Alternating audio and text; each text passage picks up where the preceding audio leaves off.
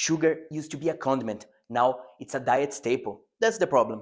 When sugar was something that you had after dinner once in a while, well, it wasn't that bad. But when it became the meal, that was when the problems began. Do you know how much sugar does the average American eat right now? Somewhere between 17 and 19 teaspoons of added sugar per day. And that adds up to somewhere between 94 and 100 pounds of sugar per year. The point is, our bodies were not designed for that onslaught. Our ancestors, back in the 1800s, getting fruits and vegetables out of the ground with occasional honey, consumed about 5 pounds of sugar per year. 5 pounds, okay? We're now up to 95 to 100 pounds. So there's been a 20 to 25-fold increase in the amount of sugar consumed. And the question is, what does that do to you? If you believe that a calorie is a calorie, well, you're wrong. But anyway, you would say, well, I just cut back on other calories, so I eat more sugar and less fat, which of course is exactly what the food industry told us to do, eat less fat.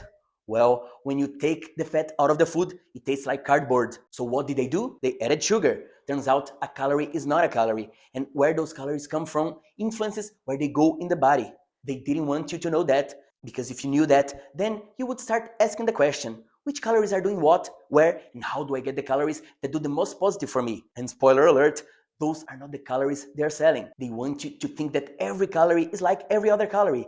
And that way they can say, number 1, a calorie is a calorie. Number 2, you eat too much and exercise too little. Number 3, diet and exercise. Number 4, if you're fat, it's your fault. Number 5, any calorie can be part of a balanced diet. Number 6, don't pick on our calories, go pick on somebody else's calories. So this concept that calories are fungible comes from the food industry, not from science.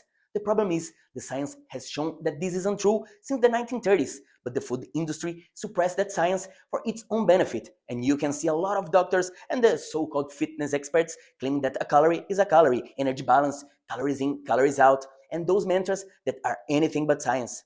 Sugar is the enemy. It's making you fat, giving you fatty liver, insulin resistance, type 2 diabetes, causing tooth decay, and making you age faster. So it's not the calories, it's sugar.